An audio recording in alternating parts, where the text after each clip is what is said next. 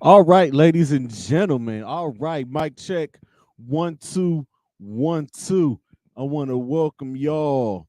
We are here for another week, baby. Welcome to Club Pizzle.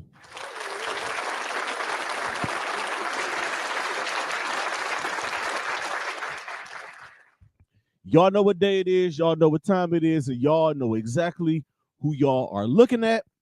I am, of course, your host, Don P. Pizzle, Pod God, Unk, all that good shit.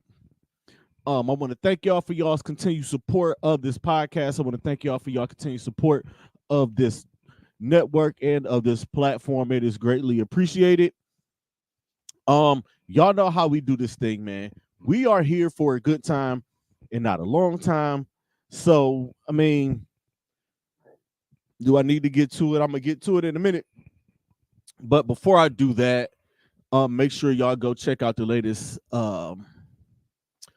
episode of Full Disclosure that dropped this past Tuesday. Myself and Jocelyn Brown. We talked about the Freaknik doc. We talked about the Quiet on the Set doc. It's pretty good stuff. So check it out. Myself and my partner Jocelyn Brown on Full Disclosure.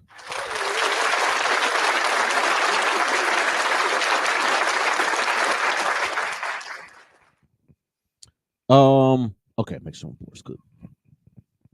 Also, what I need for y'all to do right now, y'all go to my Facebook page, click on my name, and vote for me and vote for me, the Scene Magazine's Best of Cleveland 2024 for Best Sports Podcast. Nominate Club Pizzle. Get me nominated. Y'all can do that from now until April the 14th. Y'all can vote once a day.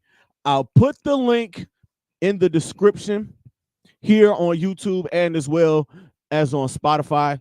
I would greatly appreciate if you guys could do that for me. Just click that link and register for it. Like, it's nothing, like, it's just Scene Magazine. Just put me down, the Best of Cleveland, Best Sports Podcast for Club Pizzle.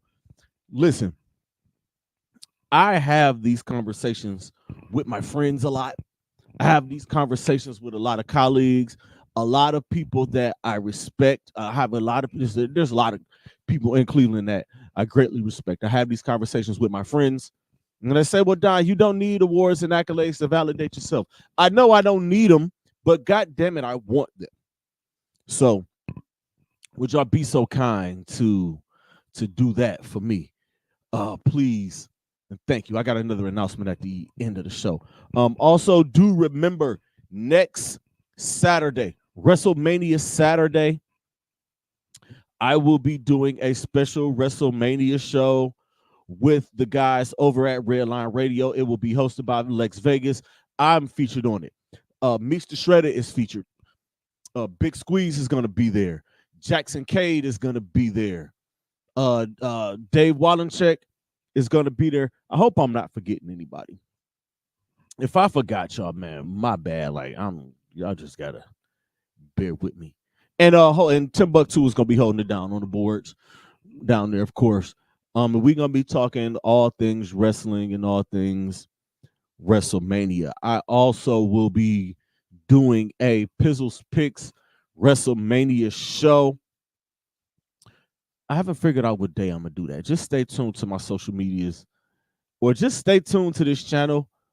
Y'all might wake up Friday or Saturday morning and it just might be up. Just keep y'all ears, just keep y'all eyes peeled for that. I think that's it, man. Let's get to it. We are here for a good time and not a long time. With that said, man, the Cleveland Cavaliers, boy.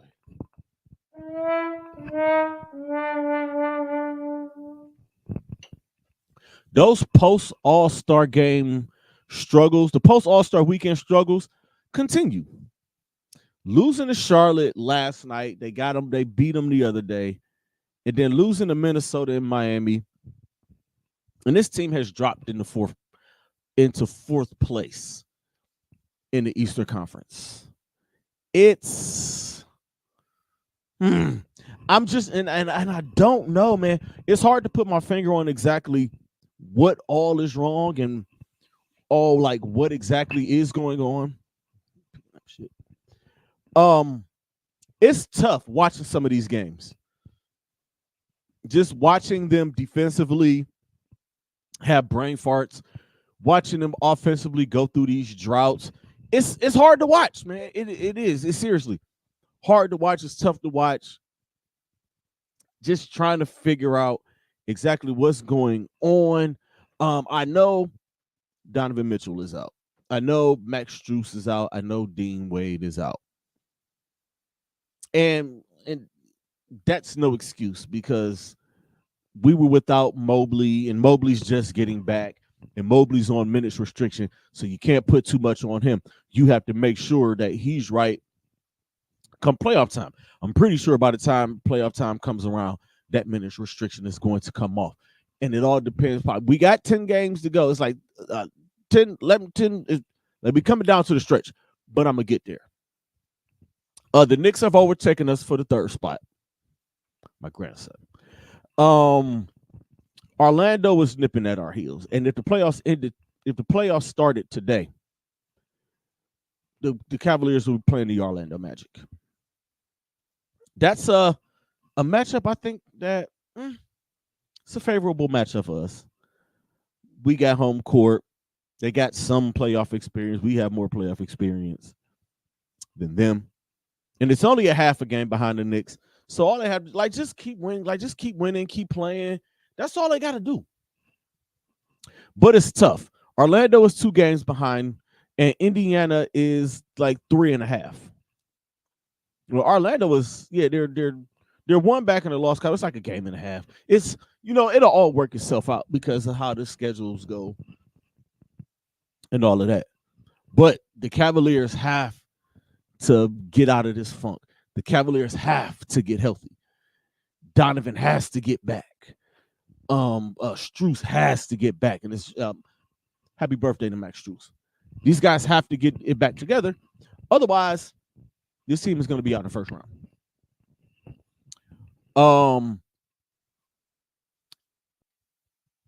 This is tough here. This is tough. This is tough for me to say. My personal opinion, just watching this team and watching the Cleveland Cavaliers and the way that they've been playing in this back half of the season and the way that they've been playing since the All-Star break, I can see this team getting bounced in the first round or struggling and playing a 7-game first round series and getting bounced in the second round. Depending on how this all shakes out. Who knows? They can get hot and overtake Milwaukee for the 2 seed. Or they can get cold and they can lose home court advantage altogether. And there's still a chance that they can be in the play-in.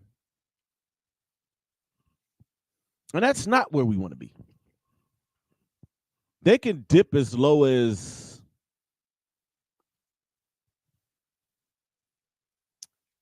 9, 8. That's how far they would go down. It's like 9, 8 or 9. And that's playing. They don't want to be there. I don't think they'll be there. I don't think this team is going to be that bad. But I don't see this team getting past the second round. I'm almost inclined to say that they're going to lose in the first round, depending on that matchup. If they get to 3 and they have to see Philadelphia with a returning Joel Embiid, I don't like our chances there. I don't. I could see a scenario where they go up against the Orlando Magic and they just bump their heads. I can see that. I don't know about y'all. I do see that. Like it's a scary thing to say, and I've been trying to be optimistic, and I'm trying to stay optimistic with them. But they just got to get it together. They have 1, 2, 3, 4, 5, 6. There's 9 games left.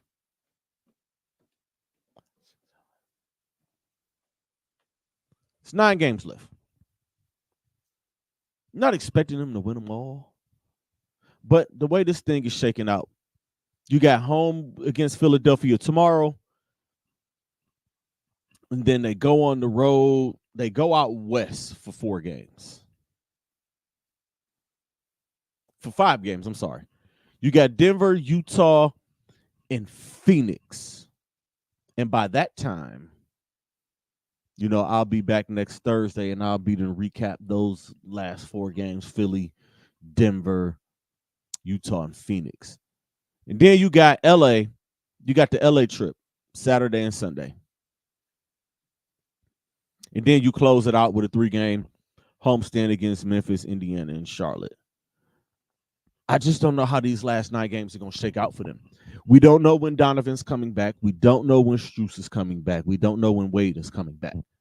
We know Evan Mobley is on a minutes restriction, and Darius Garland has been having his struggles. Let me let y'all in on this, because a lot of people seem to not be in the know. And this is a shame. Like, people, y'all be so in the know. Y'all know everything. Y'all look up everything. But somehow this shit got past y'all. Besides dealing with coming back from an injury off of a freak accident, Darius Garland has been dealing with the death of someone close to him. And you could almost tell. Because, like, just look at him. Like, his body language, his face. Like, it's almost like he's not there. Is what it seems like. But he's dealing with that and playing through it. I'm not using it as an excuse, because he actually has been playing some good basketball. He just makes bad turnovers at the wrong time. But he doesn't look right to me. And that's why I posted on my Facebook page today. If y'all knew exactly what that man was going through, y'all would shut the fuck up. But him dealing with that, like, I salute him for getting out there. I do. I salute him for getting out there and playing. Like, get it, DG. Like, we need you. He knows his team needs him. I just wish that he would have taken some bereavement. I know it's a crucial time in the year, but we're living in a time now where mental health is important. So, DG, I hope you get your thing together, buddy. I really do. I think this seeding, this 3, 4, 5, I'm expecting that to go down to the last week or so. And I think by the time they come back from this 5-game Western road trip and get into the last week of the season, then we'll know exactly where this team is. We'll know exactly. By the time I come on air next week for Club Pizzle, we'll know exactly where this team is. I think we'll know exactly where they're going to end up. Is it going to be 3? Is it going to be 4? Is it going to be 5? Then we'll see how Orlando. I'm going to be watching Orlando, and I'm going to be watching New York. And I'm going to especially be watching Philadelphia, because, again,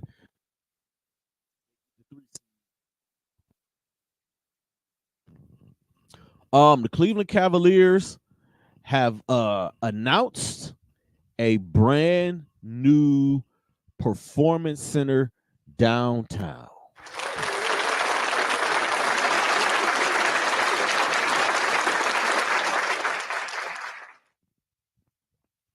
All right, let's check this out. This is courtesy of this is written by the Cleveland Cavaliers. I want to give the person credit who wrote the article, but it doesn't have it there. It's just I guess this is a press release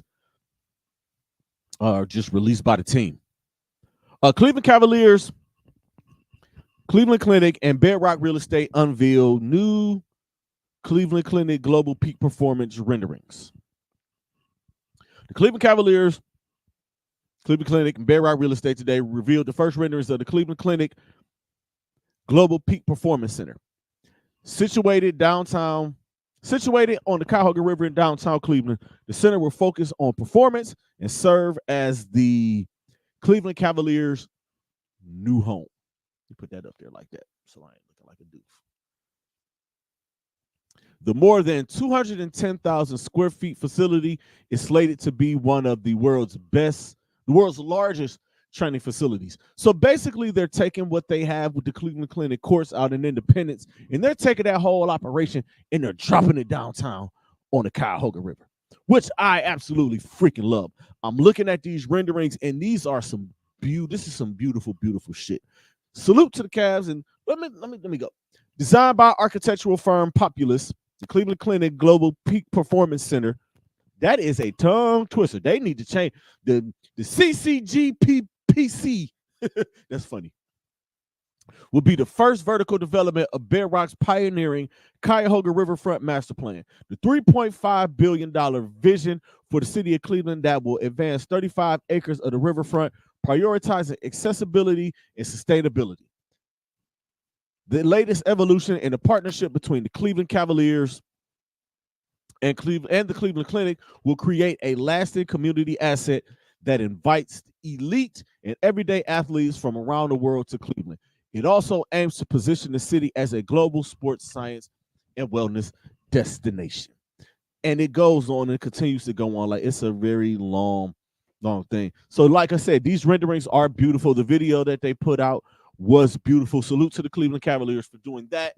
Again, they're taking their operation out at the Cleveland Clinic course out in Independence, and they're taking everything and they're moving it downtown. So that thing is going to be sitting right along the Cuyahoga River. Rocket Mortgage Fieldhouse is going to be not too far away from it. It's this big peak performance center. That is going to be so dope. If y'all, y'all been down by the Cuyahoga River, and y'all know it's just empty down there. It's a bunch of nothing down there. Here it is, Cleveland, Ohio. We have this beautiful waterfront. We have this river, and you barely have anything sitting on it. You got some stuff. You got a bunch of land on Scranton Road and a bunch of little stuff down there, and there's nothing there. And the roads are bad. Like, you got to start building stuff there. You build stuff and you get people. They want people to come into downtown. So salute Justin Bibb and the city of Cleveland for doing that.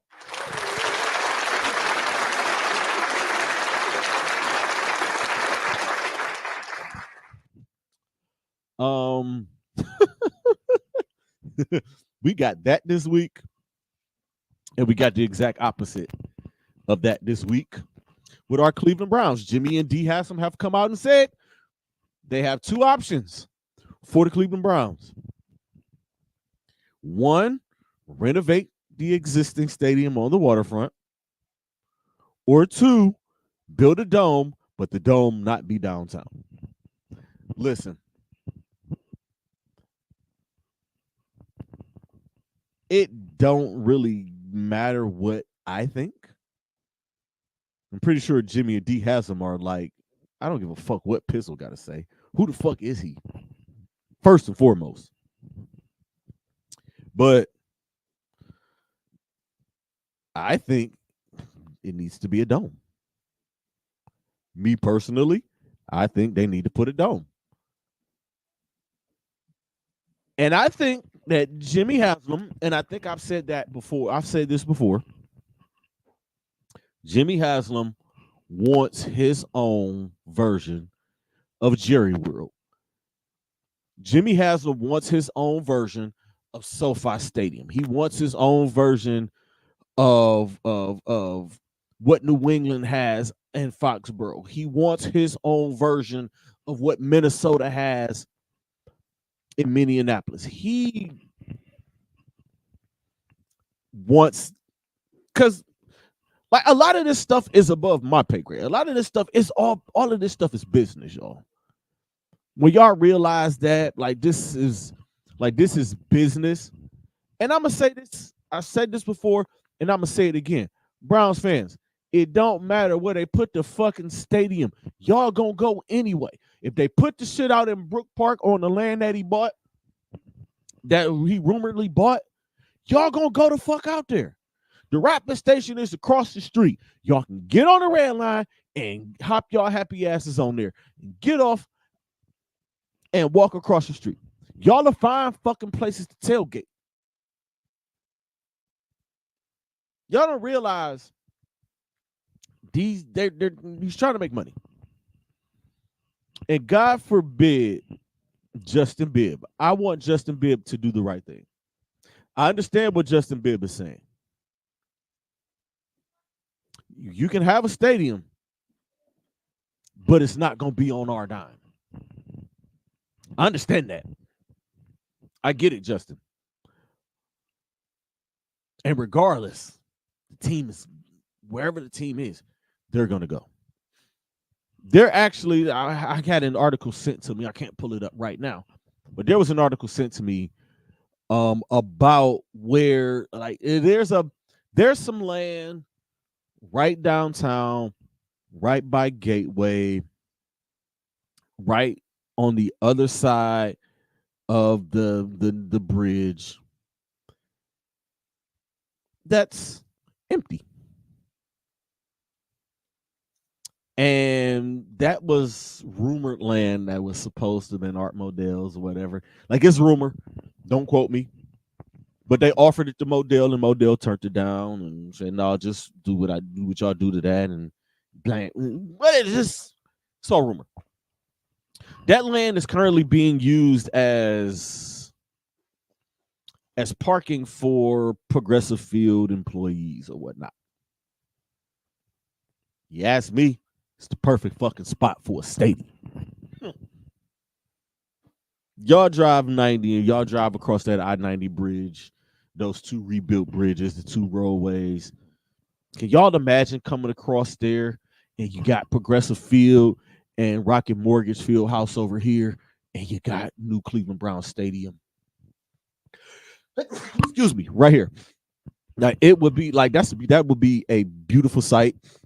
Make it a dome stadium. Understand this, Cleveland and Browns fans. I'm talking to y'all right now. All that old shit, that old football shit, that shit is over. It's done. Let that go. I don't want to hear this. Oh, football is meant to be played outdoors in the elements and blah, blah, blah, and blah, blah, blah. That might have been the thing back in 1970, 1980. But we are in 2024, and we are approaching 2025, 2026, and beyond. By 2029, I believe every stadium in the NFL is going to be either a dome or a retractable roof. It should be mandated by then. Because I think every city in the NFL, outside of maybe Green Bay, Wisconsin, should be able to host a Super Bowl. Because all of these cities, look at you got, how many times can you have a Super Bowl in Miami or Tampa? Haven't done one in Jacksonville. Atlanta, Houston, Dallas, Arizona, LA, Vegas, Santa Clara. That's only half. Seattle, I wouldn't expect it. I wouldn't hold my breath. But then you got places like Denver. They ever decide, like, put a dome. You get a new stadium, put a dome on it. Minneapolis. You got Cleveland, Pittsburgh, Cincinnati, Baltimore. Y'all did it in New York, DC, Buffalo. Maybe not. It might be too bad there. Charlotte, North Carolina. Nashville, Tennessee. Y'all just got to think, man, what the Super Bowl could bring.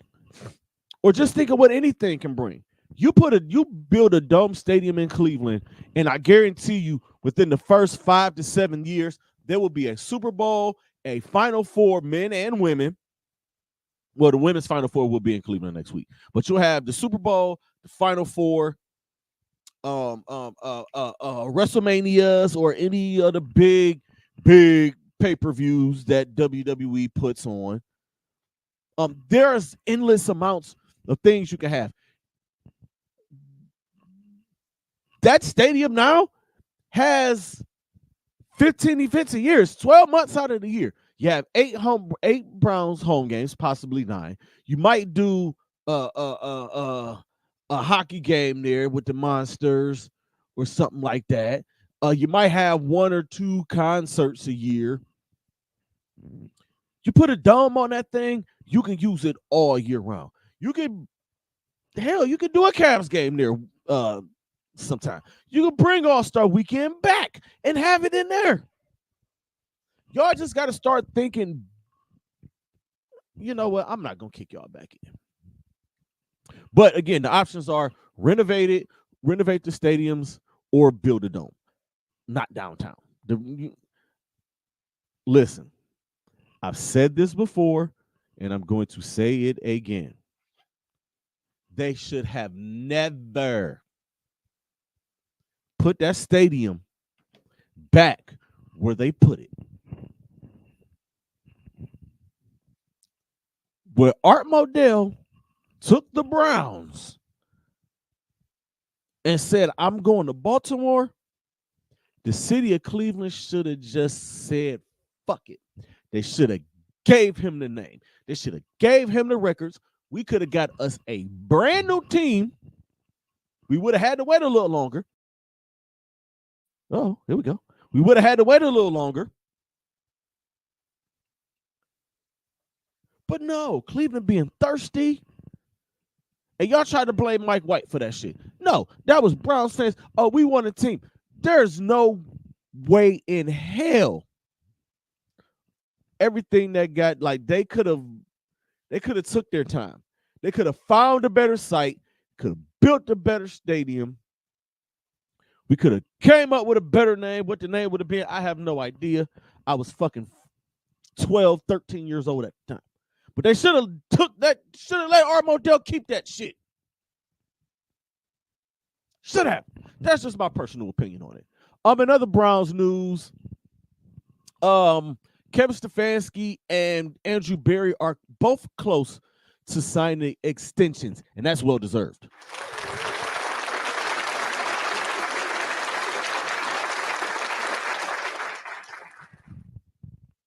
Kevin Stefanski, 2-time Coach of the Year. I think the Browns are on the brink and on the cusp of doing the impossible. Stefanski has done a great job. I mean, shit, 2 playoff appearances, especially last year with all the injuries he dealt with, and he still kept that team afloat. Andrew Berry, he's put together probably the best roster in Browns history, if you ask me, talent-wise. I'm going to say record-wise. Talent-wise, this might be the most talent the Cleveland Browns have ever had at one time in one season. Just got to get him healthy. Deshaun Watson's back throwing.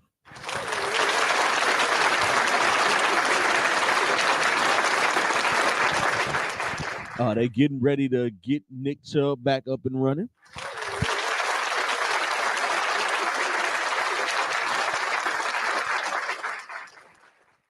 And we just ready to rock, man. I'm just excited. The draft is approaching soon. I'll talk more about the draft when we come up on it. And final thing about with the Browns, Deshaun Watson is partnered up and putting some money behind. He's opening a sandwich shop in Cleveland Heights. It's called Lefty's Famous Cheesesteaks, Hoagies and Grill. Hoagies and Grill. Yep. Lefty's Famous Cheesesteaks, Hoagies and Grill.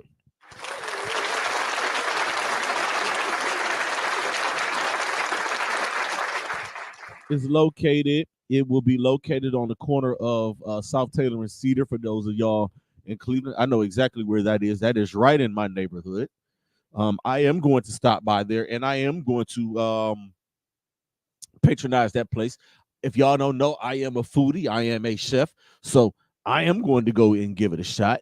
The opening of it is Wednesday. This coming up Wednesday. I believe Deshaun is slated to be there for it. If I get off of work in enough time, I am going to go up there that Wednesday. I'm gonna see what the crowds look like, and if I have an opportunity to meet old foe, I'm going to take my opportunity, and I am going to do that.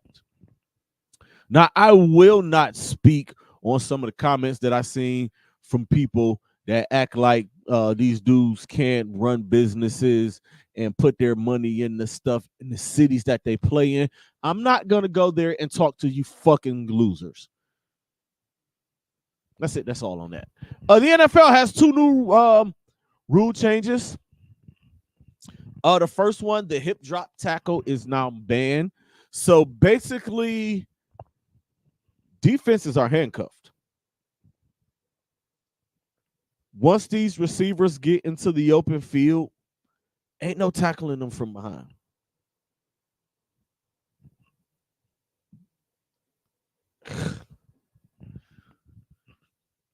Listen, I don't want to hear anybody complain about these defenders not being able to tackle, or I don't want to hear anything about these defenders.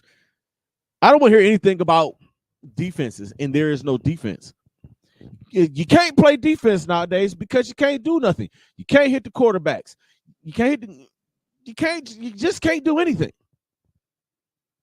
So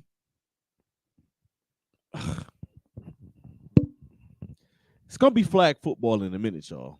It's gonna be physical flag football.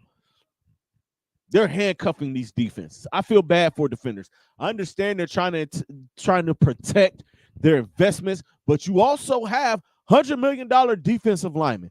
You have $100 million linebackers. You have $100 million defensive backs, corners, and safeties. What about those investments? That's all I'm saying, NFL. And the NFL starting this year will be introducing a new kickoff format. Now, I was skeptical at first until I saw how they explained it, and then I saw it, and I say, oh, this is not a bad idea. So basically, the kicker is at the 35. The kicking team is up to, I believe it's like the 50. The receiving team is at the 45. The return man is back. There is a 20-yard box, like the 20, there's a landing zone between the goal line and the 20-yard line. You can't call a fair catch in there. If it lands in that area, the returner must return it. Nobody on the lines can move until the ball is caught. The only ones that can move are the kicker and the returner. The kicker is kicking off, and he gets his running start. And once the return man catches the ball, then everybody can take off. They're trying to limit full speed collisions, but I heard Josh Cribbs say a lot of these athletes can reach top speed within running 15 yards. I'm interested to see how this is going to turn out. Hopefully, I think they're going to be kicking from the 30. I think they should bring the ball back another 5 yards. I want to see returns. I do not want to see touchbacks. When I play Madden, I kick the ball short on purpose because I get tired of touchbacks. That's just me, though. That's just what the NFL is going to do. I mean, I understand they're trying to make it safe, but football is not a safe sport. You got 200 and 300-pound grown-ass men at their athletic peak running into each other. It's like a car crash. If y'all going to do that, just ban the fucking sport. But y'all can't ban the sport. It's one of your highest grossing. It's the most popular sport in this country, at least. So, and I get it. They're trying to make it safe, but Good luck to the Cleveland Guardians who start their season tonight. It is opening day in Major League Baseball. I ain't gonna talk baseball on here. I ain't gonna lie to y'all. Unless the Guardians win like the World Series or some shit like that, I'm not gonna talk it here. I barely pay baseball any attention, honestly. Before I get out of here, I want to make this quick announcement. On the heels of this WrestleMania special show that I am doing with Lex Vegas and the guys down at Redline Radio, I will be introducing some wrestling content right here on the Happy Hour Network.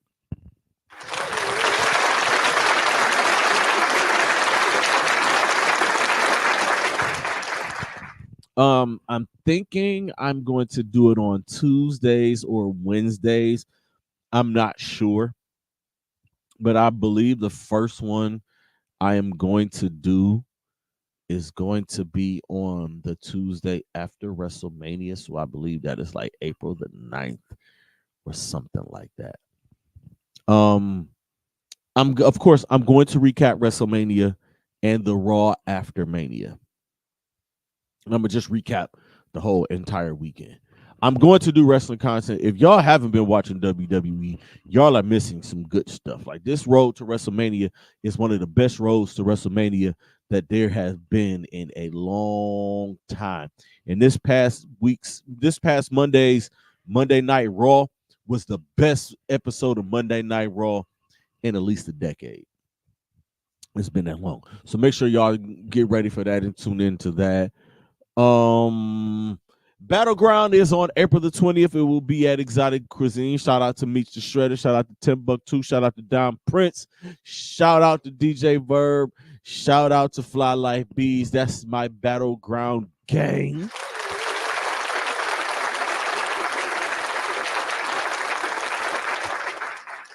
Shout out to them. We'll be back at Exotic Cuisines on April the 20th.